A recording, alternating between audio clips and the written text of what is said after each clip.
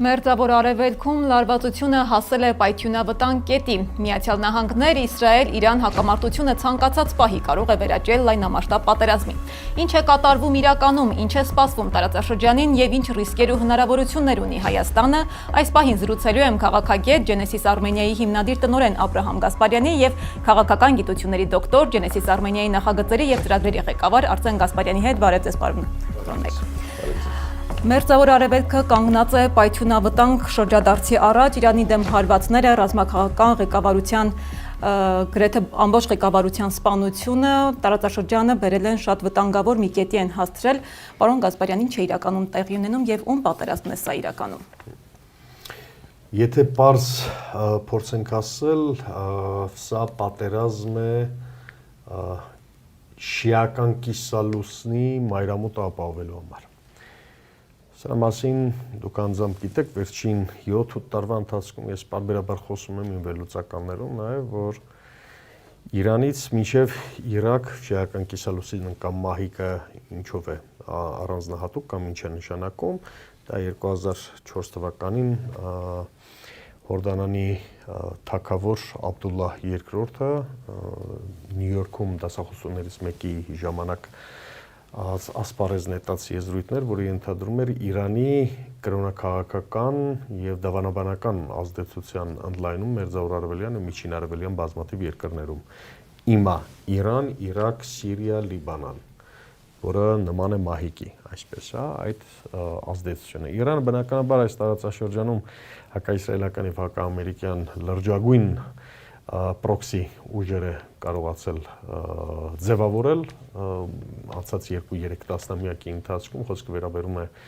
Լիբանանում Հեզբոլլահ խմբավորմանը, նաև շիական ռազմական խմբավորումների միլիշիաներին, ինչպես ընդունված է ասել,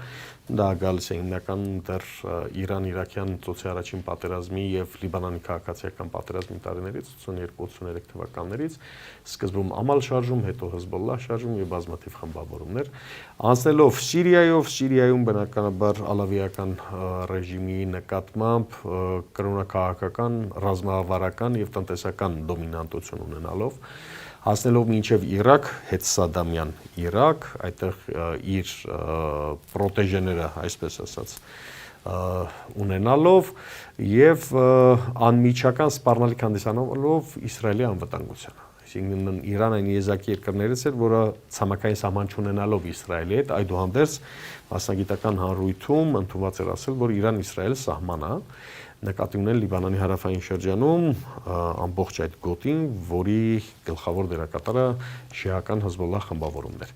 Գումարած այս ամեն ինչին վերջին 2-3 տարվա ընթացքում հատկապես ավելի ինտենսիվ դարձած սուննիական, պաղեստինյան սուննիական խմբավորումների սերտ հարաբերությունները Իրանի հետ, որոնք գլխացավանք հանդիսացան Իսրայելին, հենց Իսրայելի ներսում խոսքը Գազային է։ Միացյալ Նահանգները ներքաշվում այս պատերազմի մեջ։ Միացյալ Նահանգները այս տարածաշրջանում սովորաբար նոր չէ սա։ Սառը պատերազմի ժամանակներից է գալիս եւ Քենեդու սպանությունից էլ է գալիս այս հարցերի պատասխանը, ձեր կոնկրետ հարցի պատասխանը պետք է վերադառնալ դեռևս անցած դարի 50-ականներ, 60-ականներ, երբ ամերիկյան քաղաքական իստեբլիշմենտում առաջացավ երկու միմյանց հակադրող մոտեցում արտաքին քաղաքականության առումով Մերձավոր Արևելքի հարցում։ Պահպանել, փայփայել, սնուցել, հզորացնել այն պետությունը, որը պիտի ծառայի Միացյալ Նահանգների շահերի պաշտպանությանը, խոսքը Իսրայելին է վերաբերվում, թե պահպանել այնպիսի հավասարակշռություն, որով մենք կկարողանանք հնարավորություն ունենալ սոցիալական երկրների նավթագազային ռեսուրսներին ամբողջությամբ տիրանալու։ Այս դիլեման միշտ եղել է արտաքին քաղաքականության մեջ Միացյալ Նահանգների, բնականաբար զուգորդվելով կամ համեմվելով ժողովրդավարության, մարդու իրավունքների հաստատության այսպես տրակտատներով, կամ հայտարարություններով։ Բայց ի վերջո չմոռանանք, որ Միացյալ Նահանգները այս տարածաշրջանում չի կարող գերակայություն շնորհել որևէ պետության։ Սա ես ուզում եմ կարմիր թելով անցնի մեր բոլոր վերլուծություններում, որովհետև տարբեր վերլուծական շրջանակներ ասում են, որ Միացյալ Նահանգները սատարում է բացառապես Իսրայելին կամ Միացյալ Նահանգների հովանավորյալ պետությունը Իսրայելի ինչ ուզում է անում, այդպես չէ, չի կարող այդպես լինել, որովհետև Միացյալ Նահանգները ունի ազգային անվտանգության դոկտրին եւ ազգային անվտանգության շահեր, որոնք չեն խնայում որևէ պետության։ Հա, մենք տեսնում ենք, եթե խնդիրը դրված Չինաստանի տնտեսական հեգեմոնիայի դեմ առնել եւ Չինաստանի տնտեսական շնչուղիները սահմանափակել, ուրեմն պետք է, եթե պետք է, հա, ձերբակալել օրոցերեկով Կոլումբիայի նախագահին, դա անում են, եթե պետք է Այաթոլլահի ինստիտուտը փորձեն վերացնել, հա, Իրանում առանց միջազգային իրավունքի նորմերի պահպանության կամ անվտանգության խորհրդի մշտական անդամների նվազագույնը, հա, թույլտվության, ինչ է ծանոթ ձեռագիրը Միացյալ Նահանգների համար հարավսլավական տարբերակից սկսած մինչև Իրաքի ռմբակոծություն եւ մինչև այլ այսպես գործողություններ։ Ասել կուզի Միացյալ Նահանգների համար Իրանի նման պետության դեմոնիզացիան կամ թշնամական կերպարի ստեղծումը շատ անհրաժեշտ է Մերձավոր Արևելքում հեգեմոնիա հաստատելու համար։ Առաջին հայացքից կարող է թվալ շատ հակասական, բայց Իսրայելը չի կարող ունենալ միակողմանի եւ հեգեմոն դիրքավորում Մերձավոր Արևելքում, եթե նրան չունենա հակազդող գործոն։ Հակազդող գործոնը իսլամական հեղափոխության հետևանքով ձևավորված իսլամական պետությունն է եղել Իրանի, որի միջոցով միաժամանակ Միացյալ Նահանգները հնարավորություն է ունեցել ծոցի արաբական երկրների շրջանում տարածել վախ, սարսափ, շիիզմի կամ քաղաքական շիիզմի ընդարձակման, ընդլայնման առումով։ Այդ իմաստով Միացյալ Նահանգները պահպանում է իր հավասարակշռությունը։ Շնորհակալություն, պարոն Գասպարյան, կար այլընտրանք այս պատերազմին, նույն թե սա անխուսափելի էր։ Ոչ, այլընտրանք չկար, ես կարծում եմ մի պետություն կա շատ երկար ժամանակ, որը ուզում էր այս պատերազմը Իրանի դեմ, այդ պետությունը Իսրայելն է։ Կարող եմ նույնիսկ հաստատել, որ դա 30 տարուց ավել գոյություն ունեցող երազանքներ Իսրայելի պետության սկսել այս պատերազմը Իրանի դեմ։ Դոնալդ Թրամփը երկու տարբերակ ուներ։ Քանի որ Իսրայելը եւ իսրայելական լոբին Միացյալ Նահանգներում շատ լավ հնարավորություն հիմա տեսան մինչեւ նոյեմբերի ընտրությունները, կոնգրեսի մինչև նոյեմբերի ընտրությունները եւ երկու տարբերակ ուներ Դոնալդ Թրամփը, ինչպես ասեցի, կամ սկսել պատերազմ Իրանի դեմ, կամ սկսել պատերազմ Միացյալ Նահանգներում իսրայելական լոբիի դեմ։ Թրամփը ընտրեց առաջինը, թե ինչ ուներ իսրայելական լոբին կամ ինչ ունի Դոնալդ Թրամփի դեմ, դա ապագայի հարց է, կարող ենք փորձել խոսել կամ ժամանակը ցույց կտա։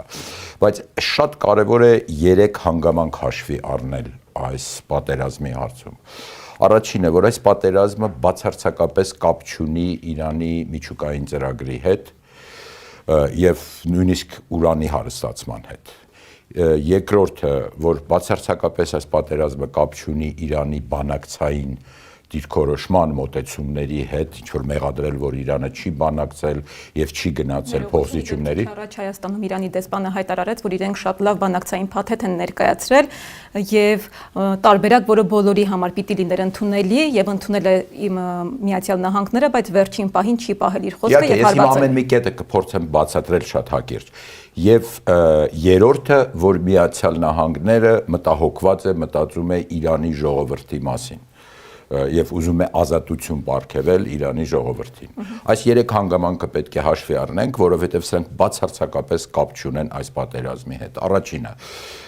կապված միջուկային զենքի եւ ուրանի հարստացման հետ։ Ես կփորձեմ նույնիսկ հղումներս բոլորը անեմ ամերիկյան աղբյուրների վրա։ Գոյություն ունի Միացյալ Նահանգների Պաշտպանության նախարարության 22 թվականի զեկույցը միջուկային ծրագրի մասին Իրանի։ Մեր ունկնդիրները կարող են նայել, համացանցում կա այս զեկույցը 2022 թվական Պաշտպանության նախարարության Nuclear Posture Review, որտեղ հստակ գրված է, որ Իրանը չունի ռազմականացված միջուկային ծրագիր եւ բացարձակապես մտադրություն չունի զարգացնելու միջուկային զենքը դեռ 2003 թվականից։ Երկրորդ փաստաթուղթը 2025 թվականին, անցած տարի, տպագրվեց տարեկան սպառնալիքների գնահատականը, որը կազմում է ամեն տարի Միացյալ Նահանգների հետախուզական բոլոր գործակալությունները, կոչվում է 2025 թվականի Annual Threat Assessment, համացանցում կան սրանք բաց փաստաթղթեր են, որտեղ նույնպես հաստատվում է, որ Իրանը ունի ռազմականացված միջուկային ծրագիր։ Միացյալ Շտաբերի պետ գեներալ Դենիել Քեյնը, բարձրաստիճան բազմաթիվ ամերիկացի զինվորականներ խնդրում էին խորհուրդ էին տալիս Թրամփին, որ պետք չի սկսել այս պատերազմը, քաղաքական խորհրդականները նույն խորհուրդն էին տալիս, այսինքն եւ նույնիսկ կարող են գնալ Օբամայի միջուկային գործարքին, Իրանը պատրաստ էր շատ լավ գործարք էր այդ միջուկային գործարքը, որ կրկել էին մի քանի երկրների հետ, հետո Տրամպը եկավ չեղյալ համարեց, Բայդենը վերադարձավ, փորձեց վերականգնել, այնուհետև նորից չեղյալ համարեցին։ Այսինքն խոսքը բացարձակապես միջուկային զենքի մասին եւ ուրանի հարստացման չի։ Իրանը բանակցությունների ժամանակ փետրվար ամսին 3 փուլ կարծեմ, եթե չեմ սխալվում, տեղի ունեցավ, մեկը Օմանի միջնորդությամբ Օմանում, երկուսը Շվեյցարիայում, շատ կոնստրուկտիվ, այո, դարձյալ Օմանի միջնորդությամբ շատ կոնստրուկտիվ դիրքորոշում ուներ Իրանը եւ բացարձակապես բանակցությունների հետ կապված չի։ Եւ երրորդը իհարկե, որ նշեցի Իրանի ժողովրդի փրկելու եւ ազատություն տալու մասին, սա իհարկե շատ դժվար է բնութագրել այն մարդկանց, ես չեմ պատկերացնում, մի փոքրիկ հետ գնանք 20-րդ դար եւ սկսենք մի քանի օրինակով ես փորձեմ փաստարկել, որ բացարձակապես Իրանի ժողովուրդը չի հետաքրքրում ոչ Միացյալ Նահանգներին, ոչ Իսրայելին։ 51-ից 53 թվականը Իրանը ուներ ժողովրդավարական ազատ արդար ընտրություններով ընտրված ղեկավար Մոսադաղը, Մոհամեդ Մոսադաղը, որը հայտնի փաստ է, ինչպես Միացյալ Նահանգների կենտրոնական հետախուզական վարչությունը եւ բրիտանական հետախուզությունը տապալեցին եւ բերեցին իշխանության իրենց մարիոնետին։ Եթե դուք մտածում եք այս ժողովրդի մասին, ինչի եք իրենց ժողովրդավար առաջնորդին հերացնում եւ բերում ձեր մարիոնետին Շահ Փահլավի Բաղդադի պակտը ստորագրել։ Այո, դրանից հետո Սավակ, ով որ գիտի այդ թվականի Իրանի պատմությունը, Սավակ անունով գաղտնի ոստիկանություն կար, որի այսինքն այդ խոշտանգման խցիկները հայտնի էին բոլորին եւ Միացյալ Նահանգները սատարում են այս քաղաքականությունը։ Եթե դուք մտածում եք այդ ժողովրդի մասին, սկսած այդ ժամանակվանից,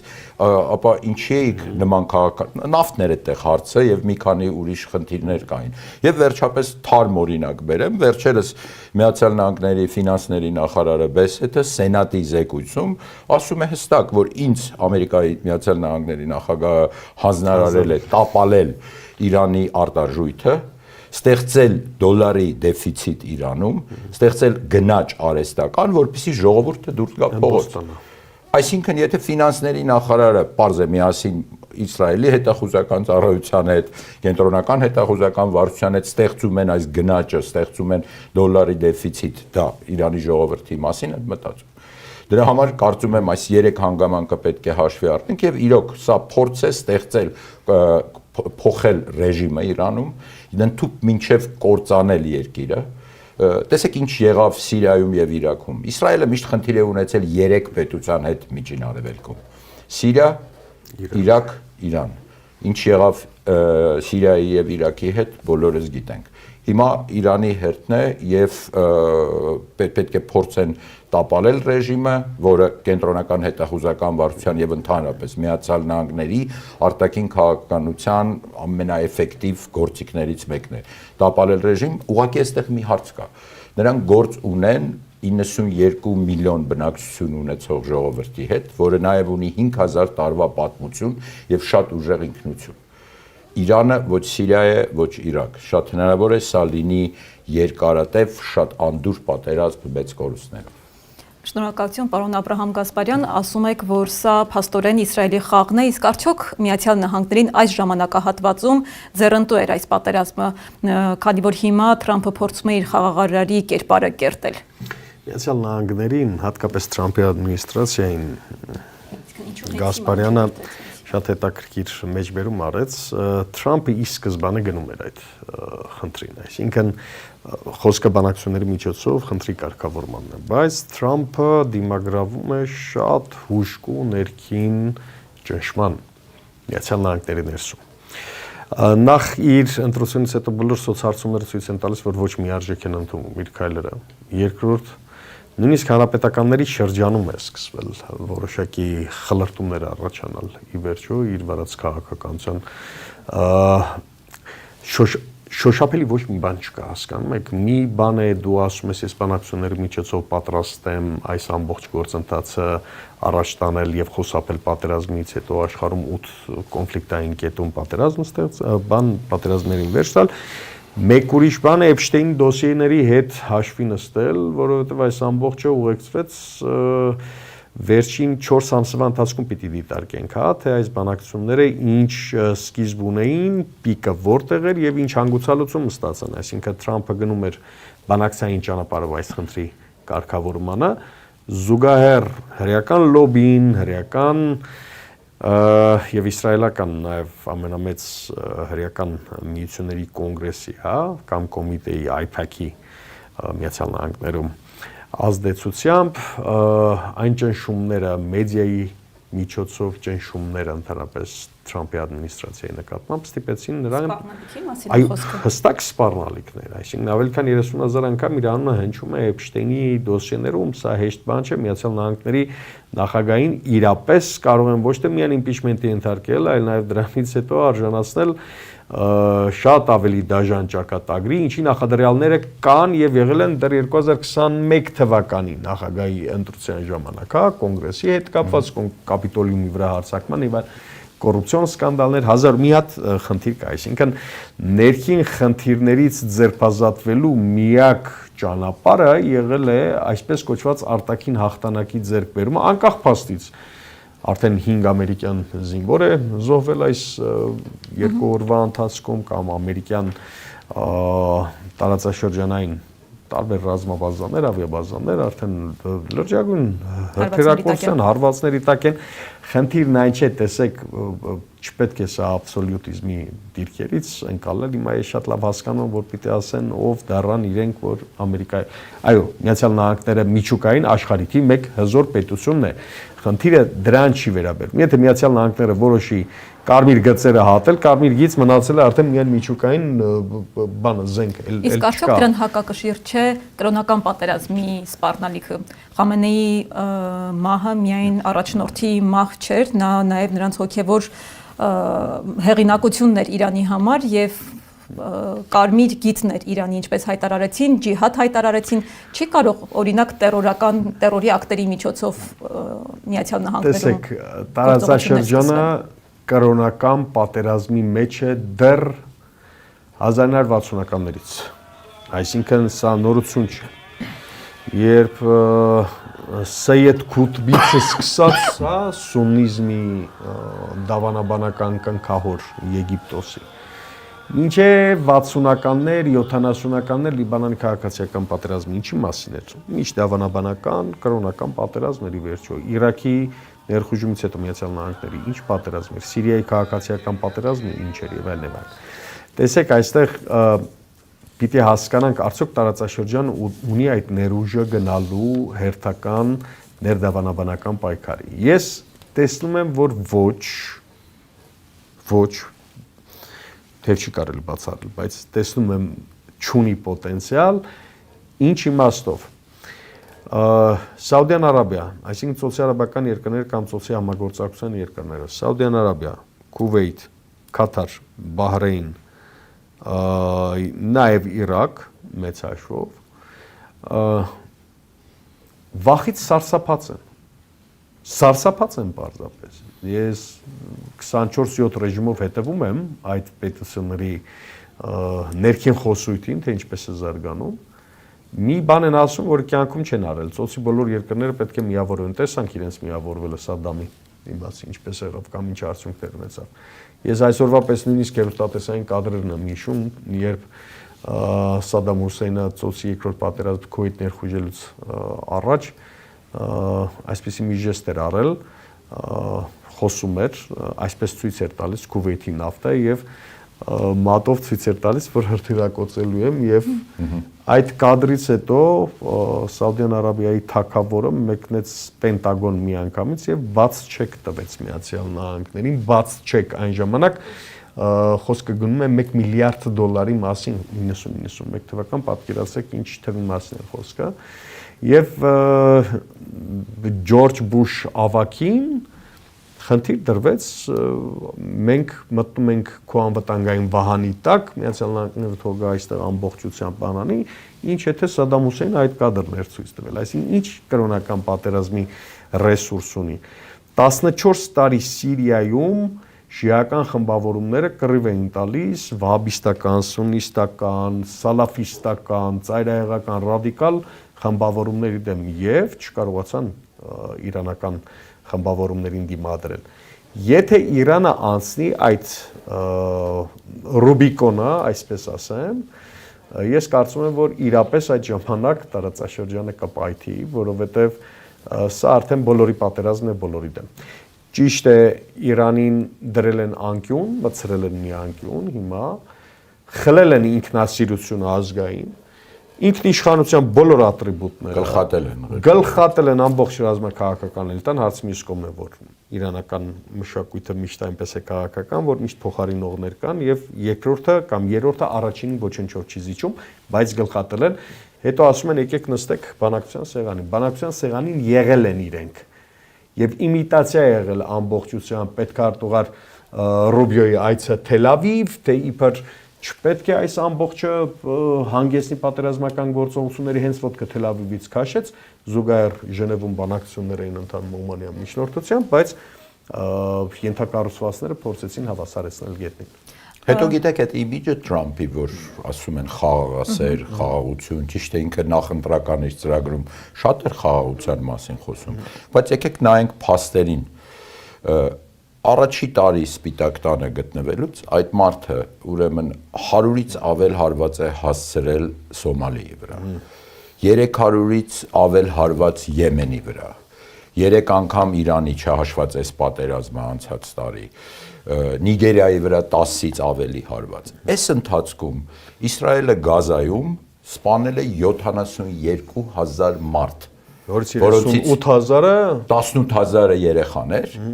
որոնցից մեծամասնությունը 12-ից փոքր։ Եթե նա ինքը այս ամեն ինչը չեն կանխարգել, եթե այս հարվածները շարունակաբար բոլոր երկրների վրա, ինչ խաղաղասեր նախագահի մասին է խոսքը։ Հետո Աբրահամը Գասպարյանը մի շատ կարևոր իրադարձություն հիշեց Քենեդիի սպանությունը։ Տեսեք, դա նոյեմբերի 22 1963 թվական։ Այս օրվանից ի վեր Միացյալ Նահանգների որևէ նախագահ չի կարողացել գնալ ռազմաարդյունաբերական համալիրի դեմ։ Այսինքն ռազմաարդյունաբերական համալիրը Միացյալ Նահանգների դա մի պետություն է, պետության վրա որևէ նախագահ, ես չգիտեմ որևէ դեպք, չկա փաստ, որ կարողանա գնա նրանց դեմ եւ ռազմաարդյունաբերական շահերի, հիմա սրան էլ ավելացրել են իսրայելական լոբին եւ իհարկե այս հնարավորությունը մինչեւ նոյեմբերի ընտրություններ անել մի բան, որովհետեւ շատ մեծ հավանականություն կա, որ կոնգրեսի ընտրություններին դեմոկրատները կհաղթեն։ Եթե դեմոկրատները հաղթեն, երկրորդ օրը ներկայացուցիչների պալատում եւ սենատում կսկսվի իմպիչմենտի գործընթացը եւ չեմ բացառում, որ հետո էլ փորձեն դատապարտել Թրամփին։ Պարոն Գասպարյան, այստեղ հետաքրքիր է Թուրքիայի դերակատարությունը այս ժամանակահատվածում այս լարված վիճակում ինչ դեր Անկարան կփորձի զբաղեցնել։ Անկարան փորձելու է դիվանագիտական միջոցներով, կարծում եմ, խոսել եւ Միացյալ Նահանգների հետ եւ Իրանի հետ, քանի որ իհարկե այս լարված իրավիճակը եւ արաբական երկրների վիճակն էլ առանձնապես այս հարվածներից հետո լավ չի։ Գիտեք, այս արաբական երկրներն էլ ախր այս երկար տարիներ գտնվեցին Օսմանյան կայսրության լծի տակ, հետո բրիտանացիների լծի տակ, հիմա էլ Միացյալ Նահանգների ու Իսրայելի կառավարման տակ, Ֆրանսիայի, հիմա էլ Միացյալ Նահանգների ռազմական բազաներն են բոլոր այդ երկրներում։ Եվ այս տարածաշրջանում հա Թուրքիան կարող է փորձել, քանի որ թուրքական դիվանագիտությունը բավականին էֆեկտիվ է, փորձեն ինչ որովհետև չեմ կարծում Թուրքիային ձեռնտու է այս պատերազմը։ Սա շատ կարող է լուրջ, շատ անդուր հետևանքներ ունենա եւ տարածաշրջանի համար, եւ նաեւ ինչպես դուք նշեցիք, տերորիստական ակտեր սկսվեն Միացյալ Նահանգներում եւ ընդհանրապես Արևմուտքում։ Աշխարհում կա 200 միլիոնից ավել շիա մահմեդականներ։ մեծամասնությունը Իրանում, Պակիստանում արդեն Միացյալ Նահանգների հյուպատոսությունը վառեցին, չէ՞։ Սա մեծ ալիք կարող է բերել մահմեդականների, շիաների կողմից եւ ոչ միայն շիաների։ Այսինքն, եթե շատ շուտ միջազգային հանրությունը այս դեպքում Ռուսաստանը, Չինաստանը, Հնդկաստանը ՄԱԿ-ի անվտանգության խորհրդից բացի երկկողմ դիվանագիտությունով չփորձեն կանգնացնել այս պատերազմը, հետևանքները շատ բացասական են լինելու այս տարածաշրջանի համար, որովհետև կարծում եմ Իսրայելն ու Միացյալ Նահանգները փորձելու են գնալ մինչև վերջ, կործանեն Իրանը եւ փորձեն Իրանը որքան կարող է դիմակայել։ Ինչքան կարող է դիմակայել, կարծում եմ դեռ բալիստիկ հրթիռներ ունեն Իրանում եւ հազարավոր բալիստիկ հրթիռներ ունեն եւ փորձելու են, բայց որ բացառվում է, որ զինվորական ներխուժում լինի, այսինքն ցամաքային ուժեր չեն մտնի Իրան, դա Վիետնամից ավելի խայտառակ սարսափելի բան կլինի։ Միացյալ Նահանգները հաշվարկել էր ի դեպ այդ ամբողջը, եթե մեծ մերձավոր արևելքի խճանկարը փորձենք դիտարկել, շատ հետաքրքիր հարց եք տալիս։ Այս ամբողջը կապված է քրդական հարցի հանգուցալուծման հետ, տարբերակների հետ, Սիրիայի ֆեդերալիզացիայի հետ, Իրաքի ճակատագրի հետ, մեկ մյուսի հետ կապված է, այսինքն Ինչքան 6-7 միլիոն քուրդ կա, չէ, Իրանում։ Այո, ավելի, ընդհանուր մինչև 10 միլիոն հասնում են տարբեր հաշվարկներով, հա։ Տեսեք, խնդիրը որն էր, եթե քարտեզ կարողանանք ցույց տալ ռեժիսորին խնդրենք, մերձավոր արևելքի քարտեզը ցույց տանք, կտեսնենք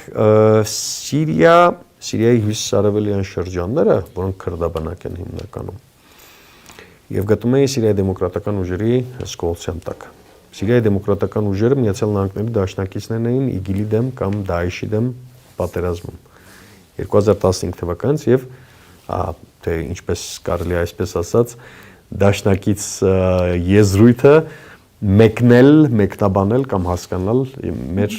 իրականությունում եւ եթե փորձենք մեր տարածաշրջանում հասկանալ, հա, ինչ արեց։ 1 վայրկյանում վաճառեց։ Ընդամենը 1 նախադասում ձեր դերակատարումն ավարտվեց, հիմա մենք ունենք այլ առաջնահերթություններ, we have new priorities, հա, Թոմ Բարակի խոսքն եմ մեջ բերում։ Թափեց իրենց միանգամից։ Ասացին, որ լավագույն դեպքում ձեզ մշակութային եւ վարչական ինքնավարություն կտանք Սիրիայի տարածքում,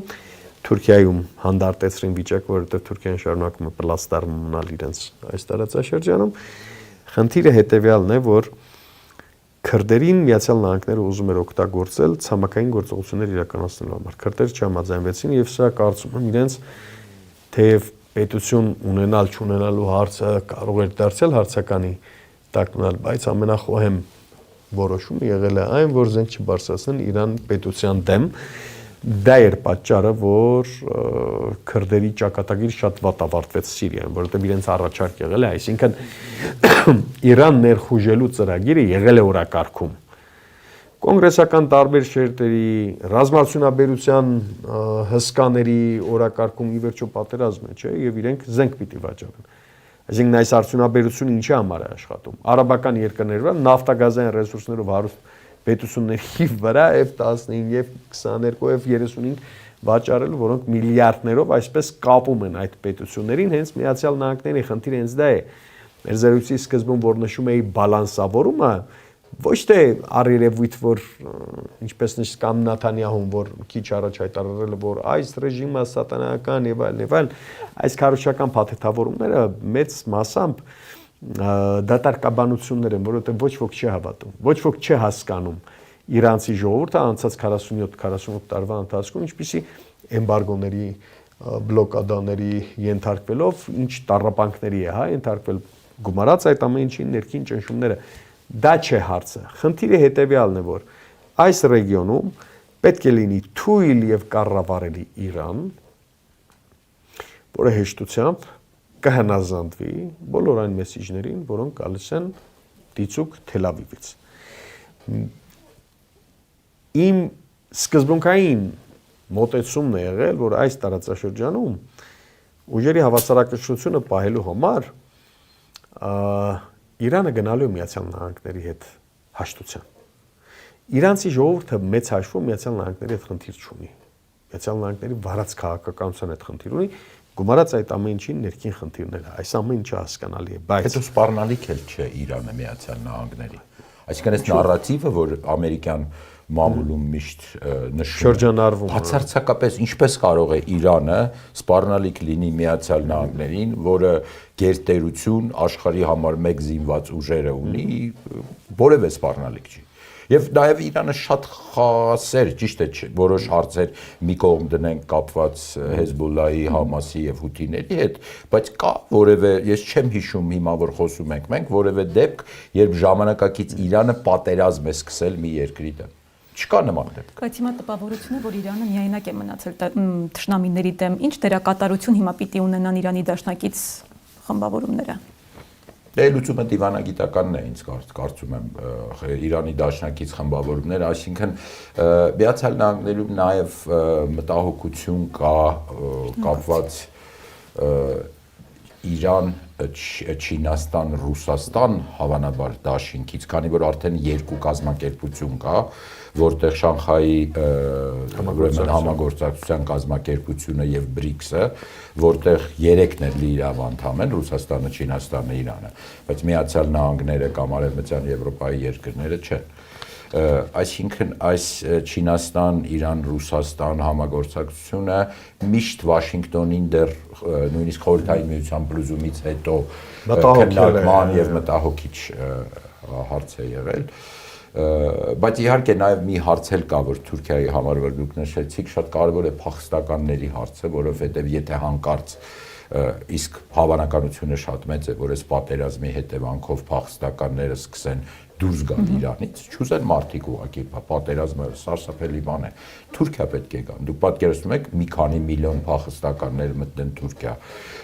հետո Եվրոպա գնան։ Նոր փախստականների ալիք է փաթաթվելու եւ Թուրքիայի եւ եվրոպացիների վրա։ Դա էլ բնականաբար ճնշման գործիք է հանդիսանալու Անկարայի ձեռքում, Եվրոպայի, Եվրամիության նկատմամբ թուրքերը հմտորեն կարողանում են դա օգտագործել, ինչպես Սիրիական պատերազմը։ Այստեղ շատ կարևոր մի բան էլ կցանկանայի ավելացնել,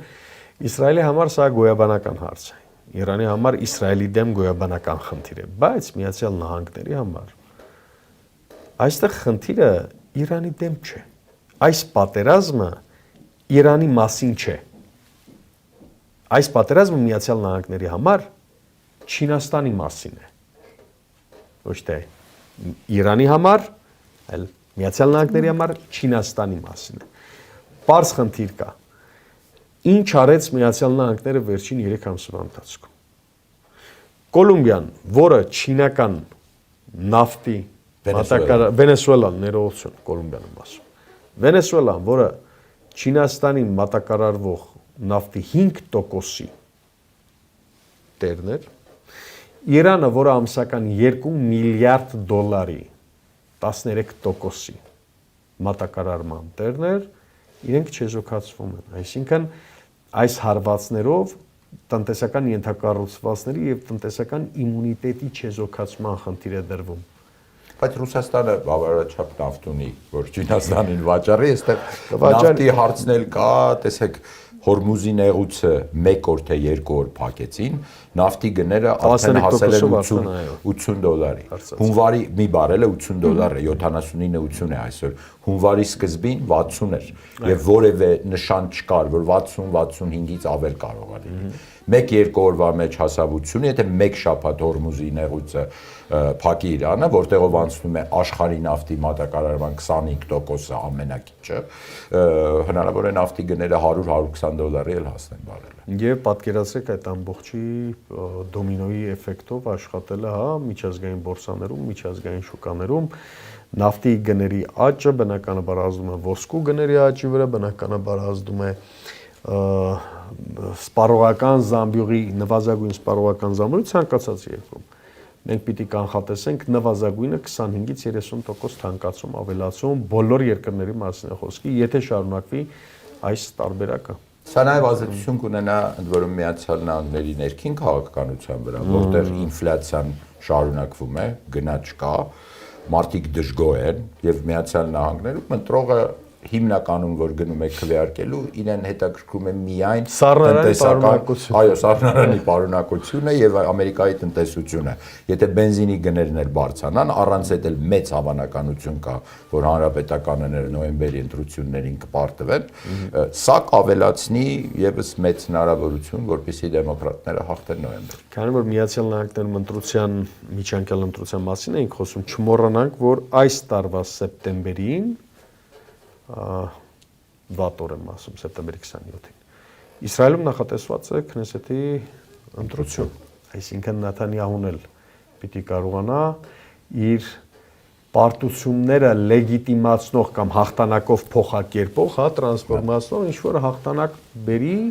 ցույց տալի, որ տեսեք, մենք գահանկեց արեցինք Չարիքի առանցքի համարվում է 2003 թվականից սկսած։ Իդեպ հենց այդ բանակցությունները ես շատ լավ հիշում եմ եւ ամբողջությամբ վերլուծական դիրքերից հետևել եմ 2003 թվականից ՄԱԳԱՏԵ-ի հետ բանակցությունների ամբողջ ընթացքում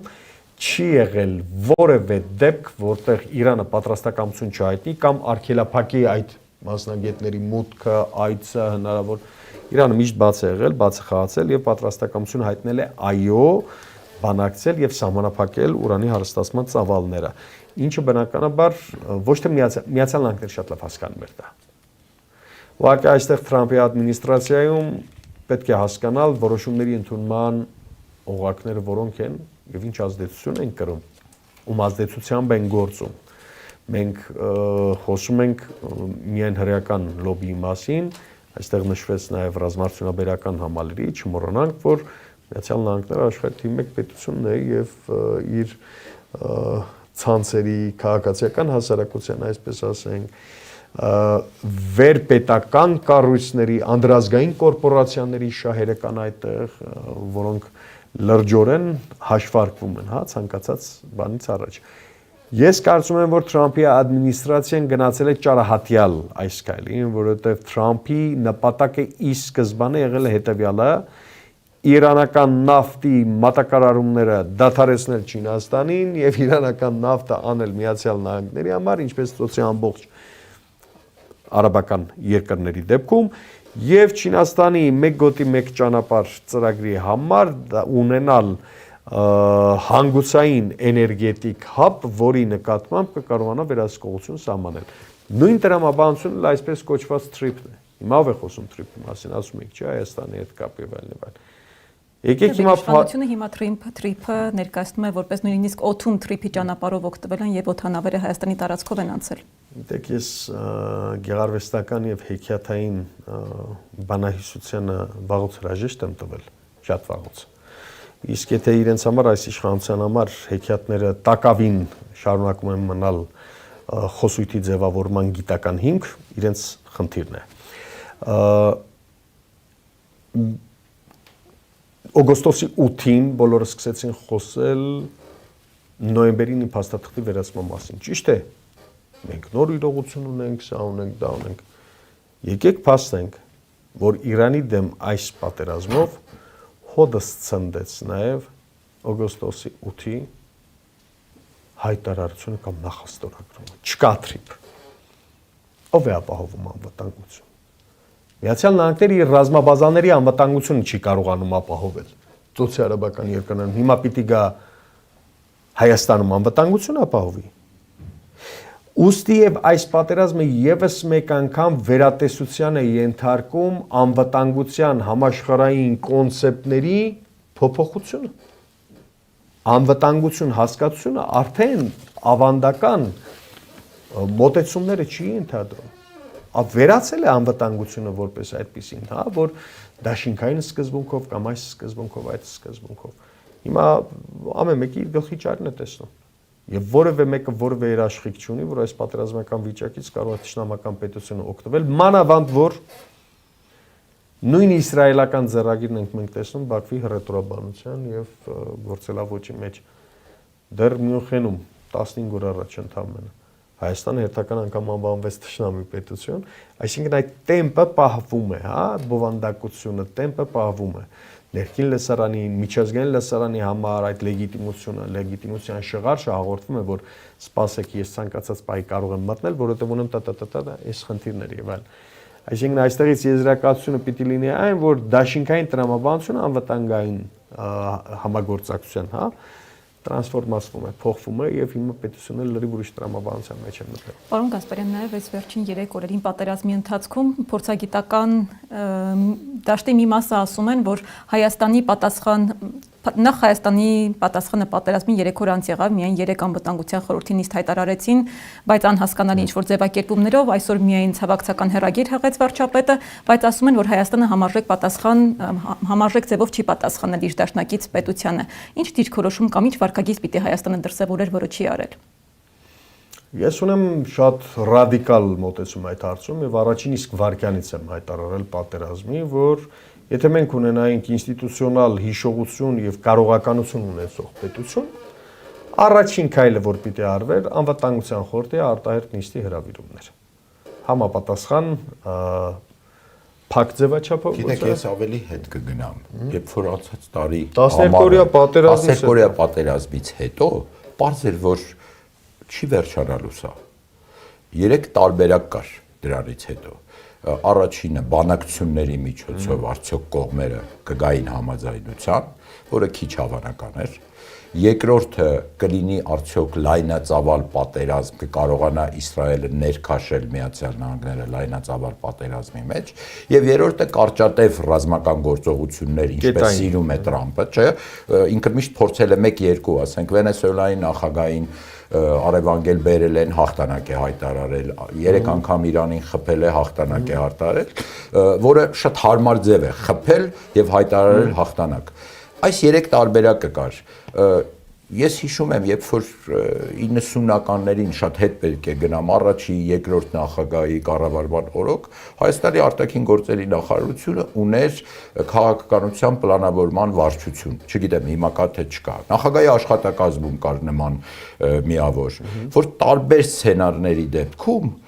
այդ պլանավորման վարչությունը քաղաքական ղեկավարությանը զեկուցելով պատրաստում էր ամեն սցենարի դեպքում, ես այս դեպքում 3 սցենար բերեցի, ինչ պետք է լինի Հայաստանի դիրքորոշումը։ Վերջապես մենք ունենք հայկական համայնք Իրանում, ունենք արժեքներ, Սուրբ Տաթևոսի վանքը ունենք, Թեհրանում հարստություն ունենք, քաղաքակրթական Նոր Ջուղայի Սուրբ Բեթխեհեմ եկեղեցին, ամենափրկիչ եկեղեցին, որը 17-րդ Ստեփանոս Նախաբեկայի եկեղեցին, այս բոլոր հարստությունը, որ ունենք, դրա մասին ով պետք է մտածի, եթե ոչ Հայաստանի պետությունը։ Ինչ վտանգներ կան այս պահին Հայաստանի համար, տնտեսական, էներգետիկ ռիսկեր կլինեն։ Ես կարծում եմ Սյունիքի մարզը պետք է Հայաստանը տրամադրի բարեկամական Իրանին օգնության դեպքում եւ մարդկանց համար եւ ընդհանրապես երևի հիմա պետք է կոորդինացնել, մենք բարեկամ պետություններ ենք, մեր անմիջական հարևանն է եւ Սյունիքի մարզը պետք է երևի թե լինի Իրանի տրամադրության տակ օգնության համար։ Իսկ ռիսկերը շատ են, եթե այս պատերազմը շարունակվի եւ փախստականների արտահոս սկսվի եւ ընդհանրապես չկարողանան պահել Իրանի տարածքային ամբողջականությունը, ռիսկերը շատ մեծ են։ Իրանում ապրում է ամենակիչը 10-12 միլիոն ադրբեջանցի։ Մենք 6-7-10 միլիոն քրդերի մասին խոսեցինք, ադրբեջանցիները կան, որոնք կարող են հետո նաև օգտագործվել այս կազմալուծման գործընթացում։ Այսօր նաև մի գրառում էի կարդում, որ չեմ հիշում ով էր գրել, թե հոսքի դեպքում, եթե փախստականների հոսք լինի դեպի Հայաստան, նաև կարող են ազգությամբ ադրբեջանցի, բայց Իրանի քաղաքացիություն ունեցող մարդիկ գան Հայաստան, մնան Սյունիքում եւ այդպիսով կատարեն հենց Ադրբեջանի պլանը։ Դրա համար ունենք ազգային անվտանգության ծառայություն, չէ՞։ Իրենք դեմ չեն, ասում են Ադրբեջանի քաղաքացիներ, որ այդ հարցերը ազգային անվտանգության ծառայությունը, որը Գորիս Կապան ճանապարհը անցնելուց հետո հերախոսահամար էր թողել, չէ՞, եթե այդ մենք այդ ճանապարհին բայց եթե նույն տրամաբանն ավելի ներողություն այս լոչի եթերային զեղման համար, բայց միգրացիոն հոսքերի կառավարման ռիսկերի կառավարման կամ կանխատեսելիության խնդիրը ցանկացած պետության անվտանգության օրակարգի մասը պիտի հանդիսանա։ Այո, անցած տարվա 12-օրյա պատերազմից հետո Հայաստանի Հանրապետությունում հասարակ բան ասեմ, ձեզ նորմալ պետությունների իմունիտետը ինչպես կարձագանքեր, հա, նման վիճակների։ Փքաբլիթ հայերեն ասեմ, որ հասկանամ, պերաշկի կրծելու փոխարեն եւ կուկուրուզ կրծելու փոխարեն ռմբապաստարաններ պետք է կառուցվեր։ Նվազագույն Սյունիքի մարզի բոլոր դպրոցներում եւ բազմաբնակարան շենքերի հարկերի ներքևի հարկերում կամ ինչ որ համապատասխան բաներ պետք են ստեղծվեին, հա։ Նվազագույնը պարենային անվտանգության 1 տարվա կտրվածքով խնդիր պետք է կարողանալ լուծել։ Նվազագույնը առողջապահական սահմանային անվտանգության դեռ որ ասեմ, 10 ոլորտ կարող եմ ասել։ Այդ ամբողջով պետք է անցած տարվանից զբաղվել, որովհետև եւս մեկ անգամ ասեմ, Աստված մի արասս է։ Մեկ արկածախնդիր ռումբ, եթե հայտնվեց այստեղ։ Ինչ պիտի ասեք արտգործնախարարության այդ մեր հիմար տեքստերը, հա, որոնց սովորենք, մենք ուշադիր հետևում ենք, թե ինչ է կատարվում Իրանում։ Խոսքը ներողություն աֆրիկյան ինչ որ ծայրամասում գտնվող պետության մասին չէ։ Բուրկինա Ֆասոյի մասին չէ խոսքը։ Խոսքը քո անմիջական հարավային հարևանի մասին է խոսքը, եւ քո արտգործնախարարության, այսինքն զերո նախաձեռնողականություն, զերո հետաքրքրվածություն ընդհանրապես թե ինչ կարող ես անել որպես պետություն, զերո արտաքին քաղաքական դոկտրին, զերո նպատակ չունես դու ոչ մի բան չունես անելու եւ այդ ցավակցական հիմա ես կարող եմ անցնել որ հնչեց այն բանից հետո երբ Էրդողանը ցավակցեց Ալիևը ավելի շուտ էր ցավակցել։ Կարող եմ ընդունել որպես շարքային քաղաքացի, որ հենց քո որոշման տերերը այդ քայլը նախաձեռնեցին, դու քարտ բլանշ ստացար, որ հանգիստ կարող ես արդեն ցավակցել։ Լուրջ է, բազմիցս ես բերել եմ էլի այդ օրինակը։ Պարոն Գասպարյան շատ լավ կհիշի 2019 թվականի դեկտեմբերից, ներողություն 2018-ի դեկտեմբերից մինչև 2020 թվականի սեպտեմբեր, գրեթե 1.5 տարի բացառությամբ 1 այցի Թեհրան։ Հայաստանի Հանրապետության վարչապետի աթոռը զբաղեցնողը որևէ հեռախոսազանգ չի ունեցել Իրանի բարձրաստիճան ոչ մի ղեկավարի հետ, ոչ քաղաքական, ոչ հոգևոր։ Սա ինչ է, եթե ոչ խեղկատակություն։ Եվ սա այն դեպքում, երբ որ դու հորիզոնական շրջափակման մեջ ես ավելի քան 30 քանի տարի, այսինքն քո ուղղահայաց վեկտորը